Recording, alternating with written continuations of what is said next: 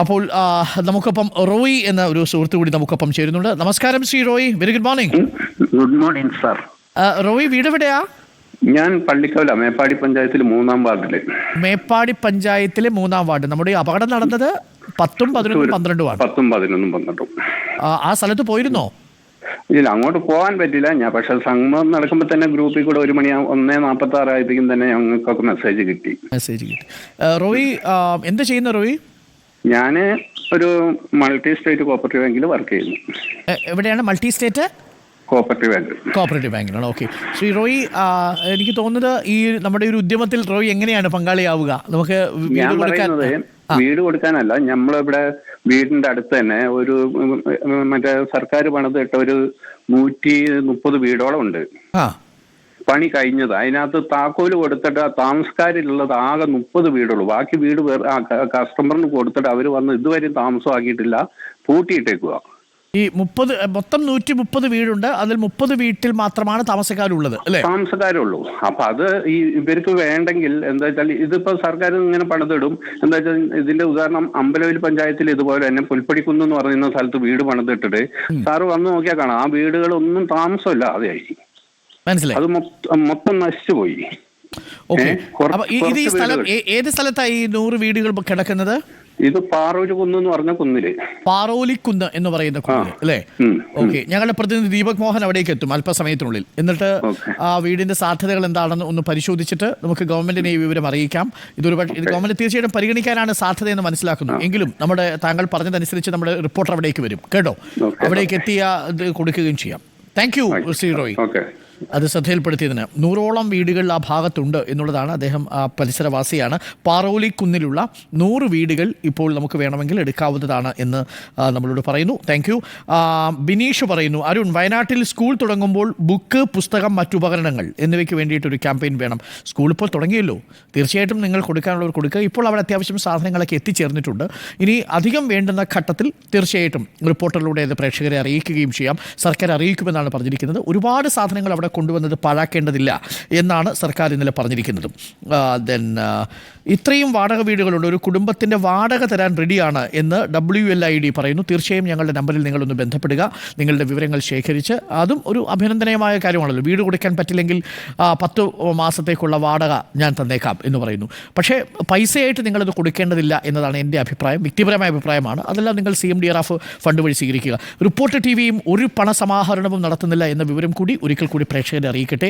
ഈ ഉദ്യമത്തിന് ഒരു തരത്തിലുള്ള പണസമാഹരണവും നടത്താൻ റിപ്പോർട്ടർ TV ഇപ്പോൾ ഉദ്ദേശിക്കുന്നില്ല. വയനാട് ദുരന്തത്തിൻ്റെ പശ്ചാത്തലത്തിൽ ഏതെങ്കിലും വ്യക്തികളോ ഏതെങ്കിലും സംഘടനകളോ റിപ്പോർട്ടർ TVയുടെയോ ഞങ്ങളുടെ വ്യക്തിപരമായ പേരിലോ ഏതെങ്കിലും തരത്തിൽ ധനം ആവശ്യപ്പെടുന്നുണ്ടെങ്കിൽ തീർച്ചയായും അത് പോലീസിൽ വിവരം അറിയിക്കണം. അത് വ്യാജ പ്രചരണമാണ്. റിപ്പോർട്ടർ TV ആരുടെ കയ്യിൽ നിന്നും ഒരു പണവും നേരിട്ട് സ്വീകരിക്കുന്നതല്ല. നിങ്ങൾക്ക് കൊടുക്കാനുള്ളത് മുഖ്യമന്ത്രിയുടെ ദുരിതാശ്വാസ നിധിയിൽ കൊടുക്കുക. വീട് കൊടുക്കാൻ നിങ്ങൾക്കുണ്ടെങ്കിൽ നമ്മളെ നിങ്ങൾ വിളിക്കുക. തീർച്ചയായും നിങ്ങളുടെ പേര് സർക്കാരിനെ നമ്മൾ അറിയിക്കും. ഫസീല നമുക്കൊപ്പം ചേരുന്നു, ബത്തേരിയിൽ നിന്നാണ്. നമസ്കാരം Faseela, very good morning. Good morning sir. Faseela എന്ത് ചെയ്യുന്നു? ഞാൻ ഒരു നഴ്സിംഗ് സ്റ്റാഫ് ആയിട്ട് ഒരു പ്രൈവറ്റ് ഹോസ്പിറ്റലിൽ വർക്ക് ചെയ്യാണ്. ബത്തേരിയിലാണോ വീട്? സുൽത്താൻ ബത്തേരി കോളിയാടി എന്ന് പറഞ്ഞ ഒരു സ്ഥലത്താണ്. കോളിയാടി എന്ന് പറയുന്ന സ്ഥലത്താണ്. വീട്ടിൽ ആരൊക്കെ ഉണ്ട്? വീട്ടില് ഞാനും മക്കളും എൻ്റെ ഉപ്പയും ഉമ്മയാണുള്ളത്. മക്കളുടെ പേര് പറയാമോ? മക്കളുടെ പേര് ഷിഫ, മോന്റെ പേര് ഷഹബാൻ. ഷിഫ എന്ത് ചെയ്യുന്നു? ഇവരെ കുട്ടികൾ പഠിക്കുക? 4-ാം ക്ലാസ്സിലും 1-ാം ക്ലാസ്സിലും പഠിക്കുന്ന ചെറിയ കുട്ടികളാ, കുഞ്ഞു കുട്ടികളാ. ഉപ്പയുണ്ട് അല്ലേ വീട്ടില്? ഉപ്പയും ഉമ്മയൊക്കെ 60 വയസ്സ് കഴിഞ്ഞവരാണ്, പ്രായമായവരാണ്. അപ്പൊ അവര് താമസിച്ചുകൊണ്ടിരുന്ന വീടാണ്, ഒരു 4 സെന്റ് കോളനിയാണ് ഞങ്ങൾ താമസിച്ചുകൊണ്ടിരുന്നത്. ഇപ്പൊ എവിടെയാ നിങ്ങൾ? ആ വീട്ടിലല്ലേ താമസിക്കുന്നത് ഇപ്പോ? അല്ല, 4 സെന്റ് കോളനിയിലല്ല. ഞാനൊരു ഷെഡ് വെച്ചിട്ട് ഒരു വയലിലാണ് നിൽക്കുന്നത്, ഒരു 5 സെന്റ് സ്ഥലം. അപ്പൊ ഞാൻ ഒറ്റയ്ക്ക് ഷെഡ് വെച്ച് നിൽക്കുന്നതാണ് ഞാന്. എന്റെ പേരിൽ ഒരു 5 സെന്റ് വയലിലെ സ്ഥലമുണ്ട്. അപ്പൊ അവിടെ ഞാൻ മഴയൊക്കെ ആയതുകൊണ്ട് ഉപ്പയും ഉമ്മയും എന്റെ അടുത്ത് തന്നെയാ നിൽക്കുന്നത്. അവിടെ പോവലില്ല, എപ്പോഴെങ്കിലും പോയി അടിച്ചു വരലേ ഉള്ളൂ. അപ്പൊ ആ വീട് നമുക്ക് കൊടുക്കാം എന്നാണ് അല്ലേ? കൊടുക്കാം. അപ്പൊ ഞാൻ ഉപ്പാനോട് ഇങ്ങനെ പറഞ്ഞു, ഏതായാലും നിങ്ങൾ ഇവിടെ അല്ലേ നിൽക്കുന്നത്, എന്നാ ഒരു വർഷത്തേക്ക് ആരെങ്കിലും താമസിച്ചോട്ടെ എന്ന്. ഉപ്പ റെഡിയായോ? അപ്പൊ ഉപ്പ പറഞ്ഞാ നിന്നോട്ടെ, നല്ല കാര്യമല്ലേ എന്നൊക്കെ പറഞ്ഞു ഉപ്പയും. അപ്പൊ നമ്മളെ കൊണ്ട് അങ്ങനെയൊക്കെയല്ലേ സഹായിക്കാൻ പറ്റും. തീർച്ചയായിട്ടും ഫസീല, അത്രേ പറ്റത്തുള്ളൂ. ഫസീല, എത്ര മുറിയുണ്ട് ആ വീട്ടിന്? 2 മുറിയുണ്ട്. വൈദ്യുതിയും വെള്ളമൊക്കെ ഉണ്ട്, കറണ്ടും വെള്ളമൊക്കെ ഉണ്ട്. പൈപ്പ് ജലനിധിന്റെ വെള്ളമാണ്. ടോയ്ലറ്റും സംവിധാനങ്ങളും ഒക്കെ ഉണ്ട് അല്ലേ? ടോയ്ലറ്റ് ഒക്കെ ഉണ്ട്. ടോയ്ലറ്റ് മാത്രം ചെറുങ്ങനെ ഒന്ന് എന്താ പറയാ അങ്ങനെ ഒരു ഇതില്ല, എന്നാലും ഉപയോഗിക്കുന്ന തന്നെയാണ്. കുറച്ചൊരു ചെറിയൊരു റിപ്പയർ ടോയ്ലറ്റിന് വേണ്ടി വരും. നമുക്ക് PCR-ൽ അത് രേഖപ്പെടുത്തുമ്പോൾ ടോയ്ലറ്റ് ചെറിയ റിപ്പയർ വേണ്ടി വരും എന്ന് മാത്രം എഴുതാം. Thank you Faseela. വലിയ സന്തോഷമുള്ള കാര്യം. ഫസീല താമസിക്കുന്നത് എനിക്കൊന്ന് അത്രയും ഉറപ്പില്ലാത്തൊരു വീട്ടിലാണെന്ന് തോന്നുന്നു അല്ലേ? ഞാൻ നിൽക്കുന്നത് എന്താ വെച്ചാൽ, ഞാൻ ആ വീട്ടിൽ നിൽക്കാത്ത എന്താ വെച്ചാൽ, എനിക്ക് കുട്ടികളുടെ സ്കൂളും മദ്രസും ഒക്കെ ഞാൻ നിൽക്കുന്ന ഷെഡിൽ അവിടെയാണ് അടുത്തുള്ളത്. അതുകൊണ്ടാണ് ഞങ്ങൾ ആ വീട്ടിൽ നിൽക്കാത്തത്. ഷെഡിൽ താമസിക്കുന്ന ഫസീല കുറച്ചുകൂടി ഉറപ്പുള്ള ഒരു വീട് വാടകയ്ക്ക് കൊടുക്കുന്നു എന്നുള്ളതിൽ മറ്റൊരു മെസ്സേജ് കൂടിയുണ്ട്. സൗകര്യത്തിനടുത്താണ് സ്കൂളെങ്കിൽ പോലും. Thank you Faseela. തീർച്ചയായിട്ടും ഫസീലയുടെ നമ്പരും ഈ ഡീറ്റെയിൽസും നമ്മളിപ്പോൾ രേഖപ്പെടുത്തി സർക്കാരിന് കൊടുക്കും. സർക്കാരിൽ നിന്ന് ഫസീലയെ ബന്ധപ്പെട്ടോളും. Thank you Faseela. Thanks a lot. ഫസീലയാണ് നമുക്കൊപ്പം ചേർന്നത് അല്ലേ? ഫസീല പറയുന്നു, നോക്കൂ, ഞങ്ങളൊരു ഷെഡിലാണ് താമസം, പക്ഷേ ഉമ്മയും വാപ്പയൊക്കെ താമസിച്ചിരുന്ന സ്ഥലമുണ്ട്. അവിടെ ഒരു 4 സെൻറ്റ് സ്ഥലവും 2 മുറികളുള്ള വീടും അത്യാവശ്യം ടോയ്ലറ്റും ഉണ്ട്. ടോയ്ലറ്റ് ചെറിയൊരു റിപ്പയർ വേണ്ടി വരും. അത് പഞ്ചായത്തിന് ഇടപെട്ട് നന്നാക്കി കൊടുക്കാവുന്നതേ ഉള്ളൂ. അതൊന്നും വലിയ ബുദ്ധിമുട്ടുള്ള കാര്യമല്ല.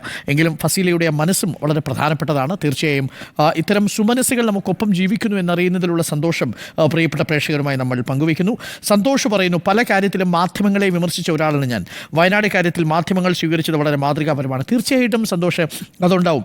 നമ്മൾ എവിടെ പിണങ്ങുന്നതെന്ന് വെച്ചാൽ, രാഷ്ട്രീയം വരുന്ന സമയത്ത് അഭിപ്രായങ്ങൾ പലതുണ്ടാകുമല്ലോ.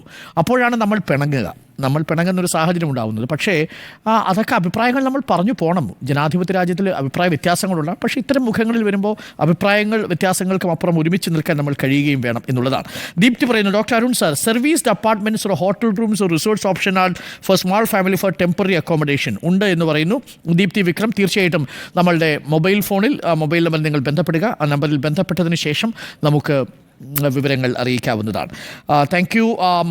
ഞങ്ങളുടെ മഹല്ലായ മസ്ജിദുൽ ഇജാബ നീർക്കുന്ന അമ്പലപ്പുഴ വയനാട്ടിൽ വീട് നഷ്ടപ്പെട്ട ഒരു കുടുംബത്തിന് വീട് നിർമ്മിച്ചു നൽകുവാൻ തീരുമാനിച്ചു എന്ന് മൊറീസ് വേൾഡ് അറിയിക്കുന്നു. സന്തോഷമുള്ള കാര്യം. ആയ മസ്ജിദുൽ ഇജാബ നീർക്കുന്നം അമ്പലപ്പുഴയിൽ നിന്നാണ് ഇങ്ങനെ ഒരു ഓഫർ വന്നിരിക്കുന്നത്. സന്തോഷം. ഇപ്പോൾ നമുക്കൊപ്പം സീനത്ത് ചേരുന്നുണ്ട്. സീനത്ത് ചേരുന്നത് മുട്ടിൽ നിന്നാണ്. സീനത്ത് നമസ്കാരം, ഗുഡ് മോർണിംഗ്.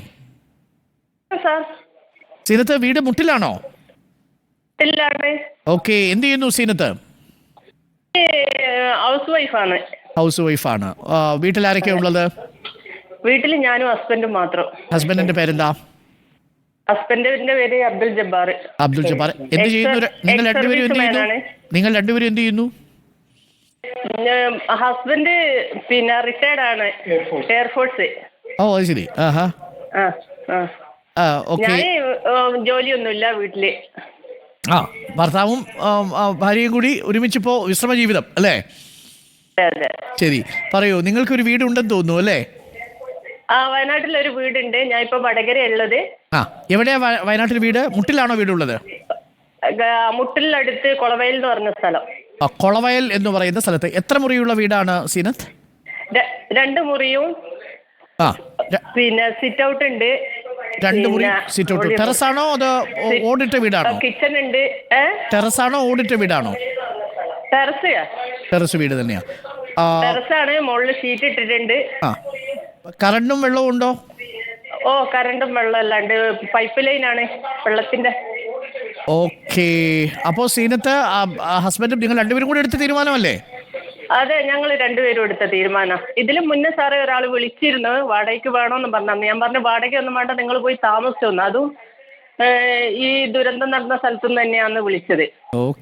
അപ്പോ അവര് ഇതിൽ പെട്ടിട്ട് പോകുന്നല്ലാന്ന് പറഞ്ഞു. അവർക്ക് വേറെ വീട് ആരോ കൊടുത്തു എന്ന് പറഞ്ഞു. വേറെ വീട് കൊടുത്തു. ഓക്കെ സീനത്ത്, അപ്പൊ താങ്ക് യു. അപ്പൊ സീനത്തിന്റെ പേരും അതിനകത്ത് അറ്റകുറ്റപ്പണിയൊന്നും ഇനിയിപ്പോ പെട്ടെന്ന് ആവശ്യമില്ലാത്ത, പെട്ടെന്ന് നമുക്ക് വേണമെങ്കിൽ തീരുമാനം എടുത്താൽ ഒരു 10 ദിവസത്തിനുള്ളിൽ മാറാൻ പറ്റുന്ന വീടാണല്ലേ?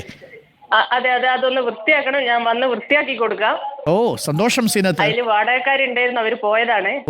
സന്തോഷം സീനത്ത്. അപ്പൊ സീനത്തിന്റെ പേരും നമ്മൾ ലിസ്റ്റിൽ ഉൾപ്പെടുത്തുന്നു. സന്തോഷം സീനത്ത്. അബ്ദുൽ ജബ്ബാർ അല്ലേ ഹസ്ബൻഡിന്റെ പേര്? അബ്ദുൽ ജബ്ബാർ. ഓക്കെ, അബ്ദുൽ ജബ്ബാർ നമ്മുടെ എയർഫോഴ്സ് ഉദ്യോഗസ്ഥനും ഞങ്ങളുടെ കേരളത്തിന്റെ വക ഒരു ഹായ്. സന്തോഷം. കൊടുക്കാൻ 2 മക്കളും ഉണ്ട്. മക്കളുടെ പേരെന്താ? Good morning sir. Good morning Abdul Jabbar. സന്തോഷം, നിങ്ങൾ ചെയ്തൊരു നല്ല കാര്യമാണ്. I'm an ex-serviceman settled in Gadcheri. Okay. My wife, second wife is she. Okay. So I got 3 kids, 1 colonel in Indian Army, 1 captain Indian Navy. Delhi. എന്താണ് അവരുടെ പേരുകൾ കൂടി ഒന്ന് പറയൂ. ക്യാപ്റ്റന്റെ പേരും കേണലിന്റെ പേരും ഒന്ന് പറയൂ. Colonel Zakir Hussain. Colonel Zakir Hussain. Yeah. Very good. Then Captain Noor Muhammad of Indian Navy. Captain Noor Muhammad of Indian Navy. അപ്പം രണ്ടു മക്കളും പ്രതിരോധത്തിലാണ്. Both serving. I am a retired Air Force, sir. Oh, wonderful. Thank you. Abdul Jabbar, ഈ വിവരം കുട്ടികളെ അറിയിച്ചോ? Sainik Villa, sir. ഈ വിവരം കുട്ടികളെ അറിയിച്ചോ? Sainik Villa. Okay.